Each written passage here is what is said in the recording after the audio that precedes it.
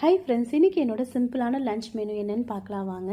சுட சுட சாதம், அடுத்து தக்காளி சட்னி. இந்த தக்காளி சட்னியில் தண்ணி எதுவுமே சேர்க்காம அப்படியே கிரேவி மாதிரி பண்ணது. டேஸ்ட்டு ரொம்பவே சூப்பராக இருக்குங்க. இதுலேயே சாதம் போட்டு கிளறி கூட தக்காளி சாதம் மாதிரி சாப்பிட்லாம். ரொம்பவே நல்லாயிருக்கும்.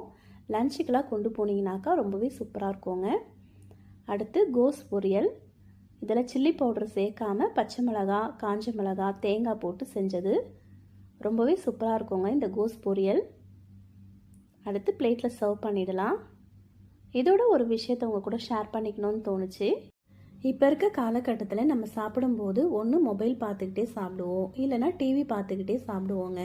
அப்படி இல்லாமல் ஒரு வேளை உணவாவது நம்ம ஃபேமிலியில் இருக்கிற எல்லார் கூட சேர்ந்து உட்காந்து சாப்பிடும்போது அதில் இருக்கிற ஹாப்பினஸ்ஸே வேறு லெவல் தாங்க சொல்ல முடியும். அது மட்டும் இல்லாமல் ஃபேமிலியில் ஒரு நல்ல பாண்டிங் கிடைக்குங்க.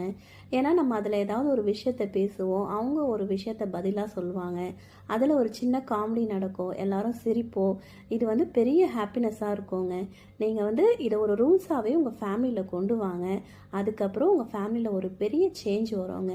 இப்போ ஃபுட்டெல்லாம் சர்வ் பண்ணியாச்சு, சாப்பிட வேண்டியது தாங்க. யாரெல்லாம் ஒருவேளை சாப்பாடாவது உங்கள் ஃபேமிலியோட உட்காந்து சாப்பிட்றீங்கன்னு கமெண்ட் பண்ணுங்கள். வீடியோ பிடிச்சா லைக், ஷேர், சப்ஸ்கிரைப் பண்ணுங்கள்.